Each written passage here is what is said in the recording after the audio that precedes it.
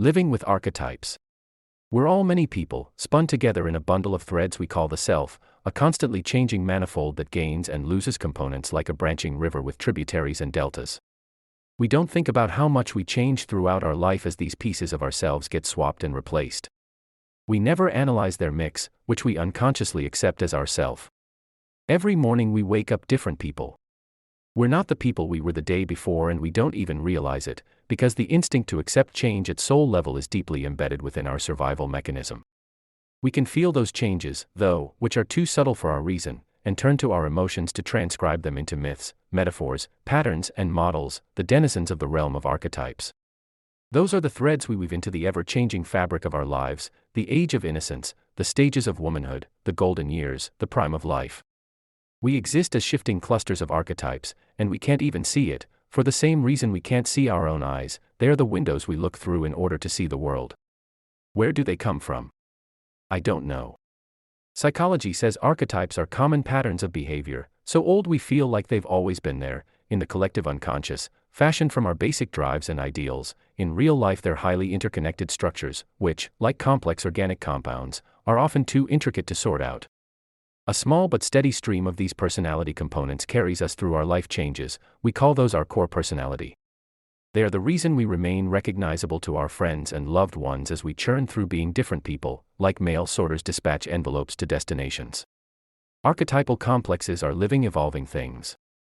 Just like biological entities, their thriving depends on a world of unconscious, simultaneous processes too fast and convoluted for our rational control.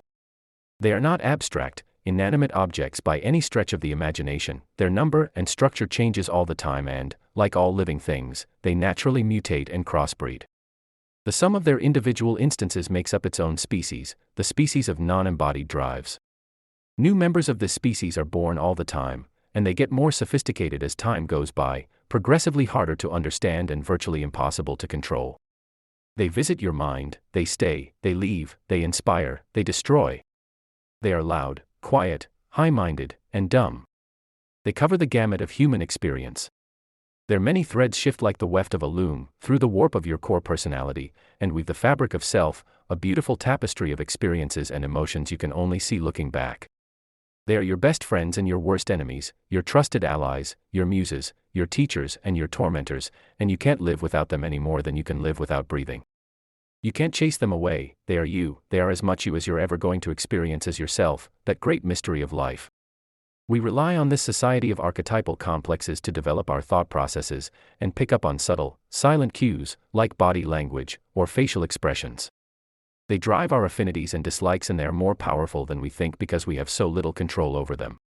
Your knotted and incomprehensible bundle of archetypes decides which you shows up for social functions and intimate experiences, which movie makes you cry and which words wound you, and the more you try to turn them away the more insistent they get, because they feel perfectly entitled to live inside your head, and they'll leave when they feel like it, and not a moment sooner.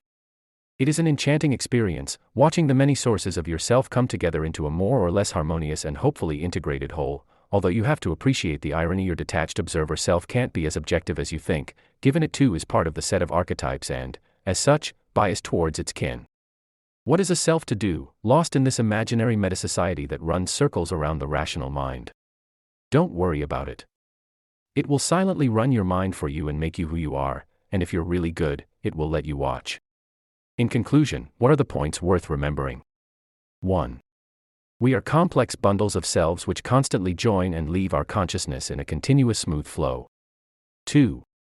These bundles are living entities, developing so many individual instances inside a set of common characteristics we can think of them as a species. 3.